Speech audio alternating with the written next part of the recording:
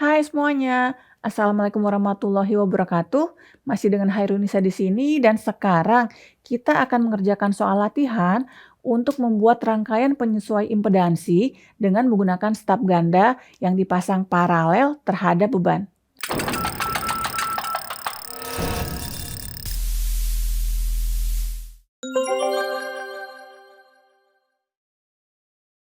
Oke, siapkan semicatnya. Harap fokus dan konsentrasi. Selamat menyaksikan video berikut ini.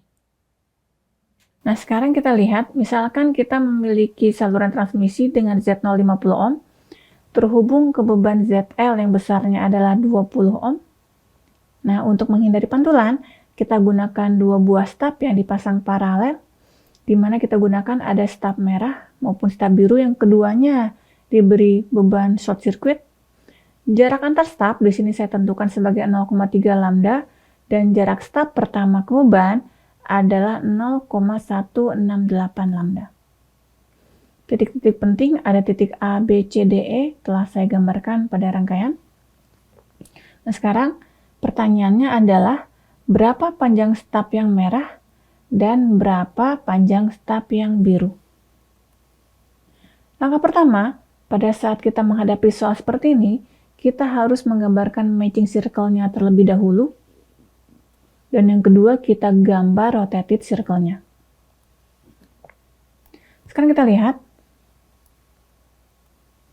Ini adalah matching circle-nya. Adalah lingkaran dengan G sama dengan 1. Dan sekarang, mari kita gambar rotated circle. Garis yang hijau ini adalah garis diameter pada matching circle. Dan rotated circle adalah matching circle yang diputar berlawanan arah jarum jam sejauh jarak antar staf. Berarti sekarang garis diameter ini berarti harus saya putar berlawanan arah jarum jam sejauh 0,3 lambda. Kalau posisi di sini adalah 0,25 lambda, kalau saya putar terus sejauh 0,3 lambda, berarti garis yang berwarna hijau ini, garis diameter ini, posisinya akan berputar ke garis yang berwarna ungu ini. Dan ini adalah garis diameter dari rotated circle. Setelah kita dapat garis diameternya, baru kita buat lingkarannya. Berarti sekarang, yang hijau adalah matching circle, sedangkan yang ungu adalah rotated circle. Dan harus kalian ingat bahwa ukuran dari rotated circle maupun matching circle adalah sama. Karena pada dasarnya rotated circle adalah matching circle yang diputar. Nah, kemudian selanjutnya kita bergerak dari beban terlebih dahulu. Z-topi normalisasi dari titik E berarti adalah 20 dibagi 50 adalah 0,4 di sini. Tapi karena kita bekerja dengan rangkaian paralel, maka kita harus menggunakan admitansi. Jadi sekarang kita putar Z-topi normalisasi di titik E ini sejauh setengah lingkaran, sehingga kita akan mendapatkan posisi admitansi ternormalisasi dari titik E adalah di titik yang tampak pada slide. Kemudian, dari titik E, kita bergerak ke titik D. Admitansi normalisasi dari titik D adalah admitansi normalisasi titik E yang diputar searah jarum jam sejauh DL. Nah, sekarang kita gambarkan. Skala dari NE, dari titik pusat yang kita tarik garis, kita baca skalanya di sini adalah 0,25 lambda. Berarti skala pada YND adalah 0,25 lambda ditambah 0,168 lambda. Berarti skala dari YND adalah di 0,418 lambda. Dan posisi YND adalah kita putar YNE dengan menggunakan jangka. Sehingga akan kita dapatkan posisi YND adalah kurang lebih 0,5 dikurangi J 0,45. Nah, selanjutnya dari titik D kita akan bergerak ke titik C. Dan yang harus kita ingat, posisi admitansi yang ada di titik C ada di lingkaran rotated circle. Dan harga real dari admitansi di titik C sama dengan harga real dari admitansi di titik D. Kenapa? Karena harus kita ingat, karena si stub ini hanya akan mengubah harga yang imajiner saja, karena dia tuh diberi beban open atau short. Jadi sekarang akan saya gambarkan lingkaran di mana harga real dari YND terletak pada lingkaran tersebut. Sekarang kita lihat, lingkaran berwarna merah ini adalah lingkaran dengan harga realnya sama dengan harga real dari YND. Artinya, posisi YNC bisa ada dua. Bisa di bawah sini, ini kita sebut sebagai YNCA yang harganya adalah 0,5 dikurangi J 0,9, atau bisa kita pilih di atas, kita sebut dengan posisi YNCB yang harganya adalah 0,5 ditambah J 0,22. Dan selanjutnya kita harus memilih posisi titik C, apakah CA atau CB. Kalau saya memilih CA, maka CB saya hapus saja. Dan sekarang saya akan mencari posisi YNB, di mana posisi YNB ada di matching circle di lingkaran yang hijau, dan dia juga merupakan YNC yang diputar searah jarum jam. Berarti sekarang kita lihat, kalau YNC ini saya putar dengan menggunakan jangka searah jarum jam, lingkaran ini adalah putaran oleh jangka. Nah, sekarang pertanyaannya, apakah kita bisa memilih YNC di posisi yang saya gambarkan oleh kursor saya? Jawabannya adalah tidak. Kenapa? Karena putaran yang ini bukan 0,3 lambda. Kalau kita baca, posisi di sini adalah posisi dari YNCA adalah 0,372 lambda, sedangkan posisi titik ini adalah 0,324 lambda. Di mana jarak putaran si busur yang kuning ini lebih besar dari 0,3 lambda. Berarti sekarang, di manakah posisi YNB? Posisi YNB adalah kalau kita putar YNC sampai ke titik yang ini. Karena kalau kita baca, posisi titik ini di skala 0,172 lambda, di mana pergerakan busur yang kuning sekarang ini adalah dari 0,372 lambda ke 0,172 lambda, itu sama dengan jarak antar stub. Berarti sekarang posisi titik B adalah di sini. Berarti sekarang dari semicat sudah kita dapatkan harga YND adalah 0,5 minus J 0,45, harga YNCA 0,5 minus J 0,9, dan harga YNBA adalah 1 ditambah J 1,45.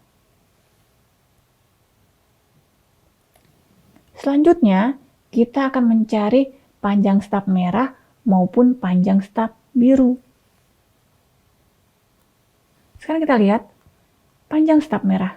Stub merah terletak di antara titik C dan D, di mana kalimat matematik yang terlibat adalah tadinya admitansinya adalah D. Setelah dipasang stub yang merah, admitansinya berubah menjadi C. Jadi YND ditambah YN stub yang merah sama dengan YNC. Berarti dari sini, harga admitansi ternormalisasi dari stub yang merah adalah YNC dikurangi YND, di mana kita sudah dapat harga YNC dan YND. YNC adalah 0,5 dikurangi J 0,9, sedangkan YND adalah 0,5 dikurangi J 0,45, yang artinya admitansi normalisasi dari staf yang merah adalah minus J 0,45. Selanjutnya kita lihat, minus J 0,45 ada di sini, berarti ini adalah admitansi ternormalisasi dari staf yang merah. Jika kita menggunakan staf yang short, di mana staf yang short itu impedansinya adalah 0, berarti admitansinya adalah tak hingga, berarti ini adalah posisi staf yang short, maka panjang staf yang merah adalah pergerakan dari beban staf menuju ke YN staf merah, berarti adalah pergerakan searah jarum jam. Berarti gerakannya adalah yang ini. Ini adalah panjang staf yang merah. Nah, sekarang kita akan melihat panjang staf yang biru. Staf yang biru terletak di antara titik B dan A, di mana kalimat matematiknya adalah tadinya YNB.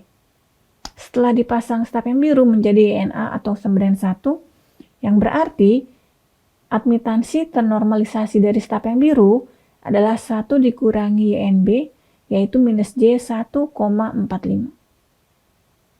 Sekarang kita lihat lagi, posisi YN staf yang biru adalah minus J 1,45. Dan karena si staf itu kita beri bebannya adalah short, posisi short untuk skema paralel ada di sini. Dan kita baca dulu skala dari YN staf yang biru 0,346 lambda.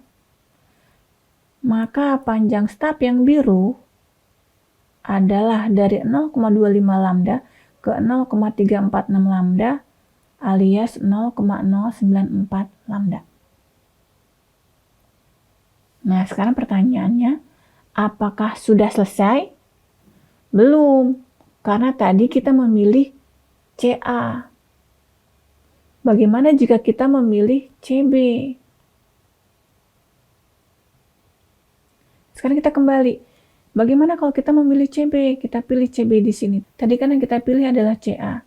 Sekarang kalau kita pilih CB, berarti sekarang CA harus kita hapus. Sudah dapat titik CB, selanjutnya kita mencari admitansi ternormalisasi untuk titik B. Caranya gimana?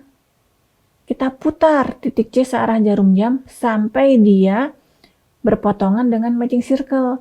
Karena pada dasarnya posisi admitansi di titik B ada di lingkaran hijau. Nah, sekarang pertanyaannya, setelah kita putar memakai jangka, apakah di sini posisi dari titik B? Kita lihat. Skala YNCB adalah 0,043 lambda, dan skala titik ini adalah 0,154 lambda. Dan kalau kita lihat, besaran putaran ini tidak sama dengan jarak antar staf. Karena jarak antar staf adalah 0,3 lambda. Berarti posisi YNB bukan di sini. Berarti di mana? Kita putar lagi. Berarti posisi YNB ada di titik ini. Karena kalau kita cek titik ini skalanya adalah 0,343 lambda. Pergerakan dari CB ke titik ini berarti adalah yang kuning ini, yaitu adalah dari 0,043 lambda ke 0,343 lambda, yaitu adalah 0,3 lambda, yaitu adalah jarak antar staf, yaitu DAS.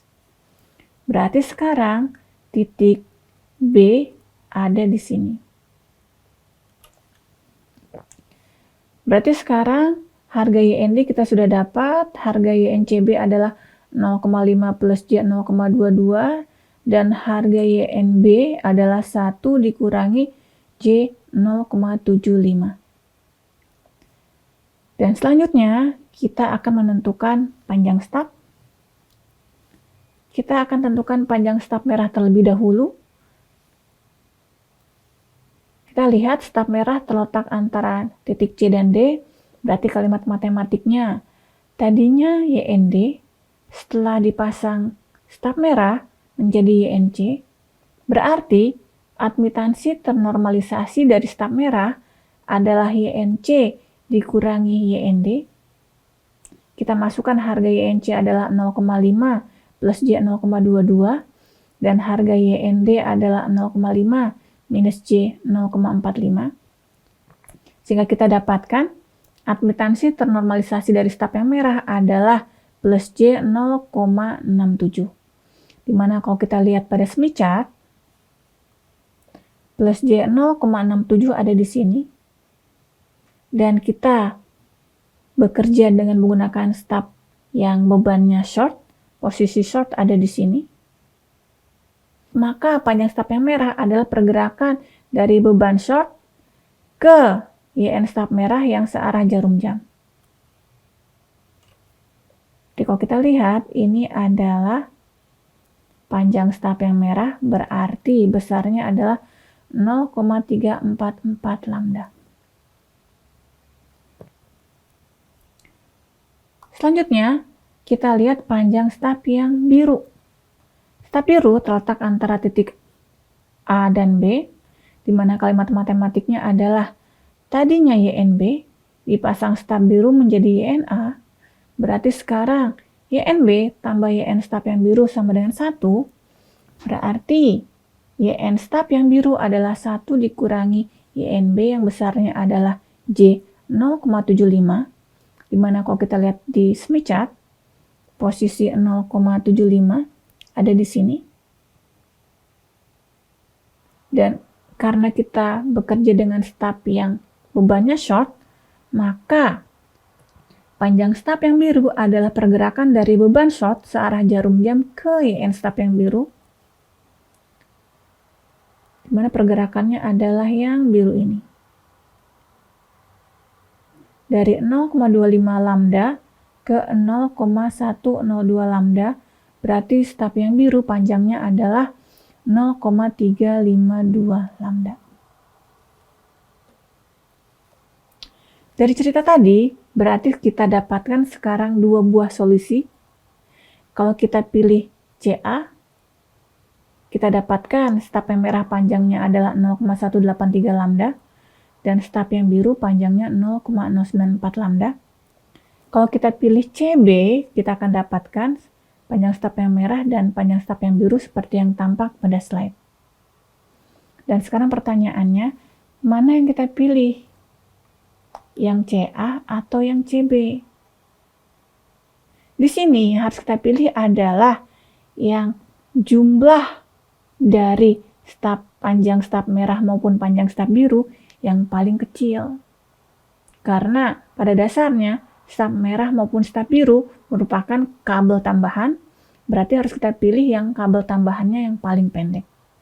Berarti yang kita pilih adalah skema dengan nilai C pada CA. Bagaimana video tadi? Dari video tadi, kita telah mempelajari cara membuat rangkaian penyesuaian impedansi dengan menggunakan staf ganda yang paralel terhadap beban. Dan kita juga telah memilih skema rangkaian yang terbaik dengan memilih panjang staf yang paling pendek. Nah, di video selanjutnya kita akan melihat masalah yang mungkin kita temukan pada saat kita membuat rangkaian penyesuaian impedansi dengan menggunakan staf ganda. Oke, terima kasih atas perhatiannya. Saya tunggu like and subscribe-nya. Assalamualaikum warahmatullahi wabarakatuh.